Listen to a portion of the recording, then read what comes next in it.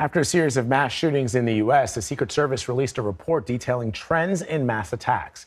The report analyzed 173 attacks between 2016 and 2020, in which 3 or more people were hurt or killed in a public space, like a business, a church, or a school. Our Nicole Sganga spoke to the chief of the National Threat Assessment Center about the report's findings. What we saw in this report is many of these attackers did plan their attacks ahead of time, and they decided and researched what type of weapon to use. So consistently over the 5-year time frame, firearms were the most often used. In fact, in 3/4 of the incidents, firearms were used, including long guns as well as handguns. But they also used other types of weapons, so bladed weapons, blunt objects, bombings, arsons, and so on. So it's really very important for us that people are recognizing these signs, because these attacks can be very deadly, as we know, and these tragedies are happening way too often. And Nicole joins us now with more on this report. So, Nicole, the report reveals nearly 3/4 of mass casualty attacks involved a firearm. What more do we know about how these guns are acquired? Well, Vlad, nearly 1/4 of attacks mentioned in this report, at least one firearm was acquired illegally through straw purchases, theft, private sellers, acquiring parts online. In one really jarring example, a 38-year-old Kansas man physically threatened an ex-girlfriend to coerce her into purchasing him weapons 6 months before that shooting. And this is important.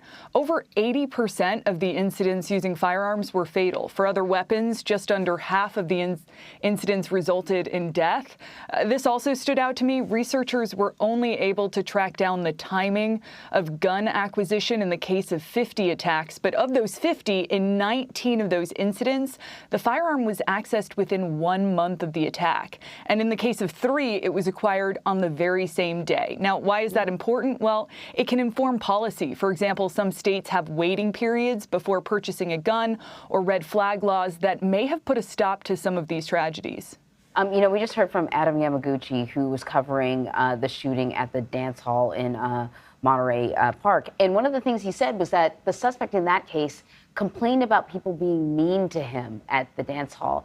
And it falls right in line with at least one of the commonalities that's listed in this report. Can you talk about some of them, not just that one, but other ones, other warning signs? Yeah, Anne-Marie, grievances, it's so important. And you're right, there's no singular profile of a mass attacker. Assailants' ages, for example, ranged from 14 years old to 87, with an average of 34. Nearly all of the 180 attackers in the report were male. We also learned that more than half of the attackers, as you point out, were motivated by grievances, and they sought out retaliation for what they thought were perceived wrongs. Nearly all attackers experienced one or more significant stressor within 5 years of the attack. Divorce, domestic abuse, car accidents, school expulsions, disciplinary actions at work, even cyberbullying. And, this report found 39% experienced unstable housing within 20 years of the attack.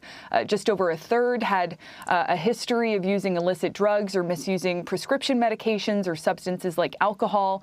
And similar to the U.S. population writ large, over half of these attackers experienced mental health symptoms. Now, when it comes to some of these stressors we're talking about, it's important to note there's no causal relationship here. So, for example, the number of victims with mental health challenges far exceeds the number of attackers in the U.S. But these are all important reminders of warning signs, potential signals for early intervention. So 3/4 of the attackers exhibited behavior that was concerning, and that even caught the attention of family members, friends, neighbors. And researchers mentioned that statistic several times in this report. Break that down for us. Yeah, red flags, right, Vlad? We always talk about it in the wake of these mass casualty events. And researchers at the Secret Service determined that nearly 2/3 of the 180 attackers exhibited objectively concerning, or in some cases prohibitive, behaviors. And that's important because it underscores the need for bystander reporting.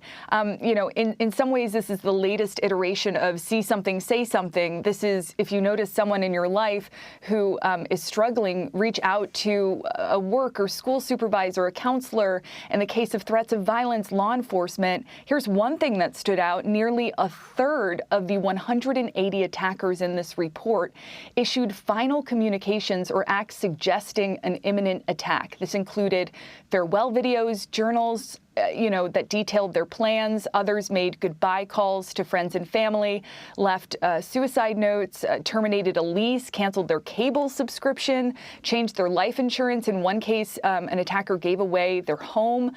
This is really concerning and grim behavior, some of which, candidly, is hard to read in this report. But the bottom line is that the research shows us that noticing these red flags has the potential to save lives. Here's the thing about bystander reporting, is I think people notice odd behavior, but they don't know what to do. They don't know who to call. They might not want to call the police in, because we've done, as you know, Nicole, several stories about people who are mentally unstable, and their interaction with the police is not always positive, and sometimes it can be deadly. So, does the report issue any recommendations? How do we change this?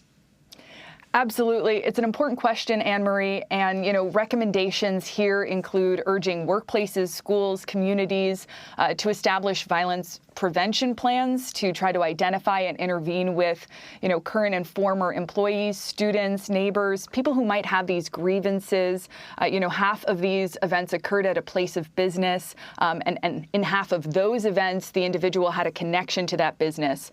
Experts say don't wait until the threat is specific. If someone is, showing signals, acquiring weapons, speaking about previous mass casualty events, or issuing cryptic messages about retaliation, that's reason for concern. Reading this report, it's clear that the solution, though, is going to have to extend beyond just contacting law enforcement, too, right? Nearly 1/3 of the attackers detailed in the study had at least one contact with law enforcement that didn't result in any arrest. In some cases, that could mark someone slipping through the cracks. It could also mean individuals hadn't met a criminal threshold. And so, we need to start looking, beyond the bystander reporting. Certainly that's mentioned into the report, into also what policy changes can take place. And some of that has to start, candidly, here in Washington, D.C. But what this report is suggesting is that, given the number of red flags we see in these cases, members of the community, leaders, workplaces, schools need to start establishing the kind of programs to inform members of the community, hey, if you're concerned, here's the resource, here's where you need to go to. And the Secret Service currently consults with 21,000 organizations nationwide. Some of those are police stations, some of those are schools, some of them are large companies, tech companies. It was mentioned to me yesterday, Dr. Alathari said even the NBA and MLB, those big events are starting to coordinate with Secret Service on this because they know it's so important. Nicole Sganga, thank you very much. Thank you.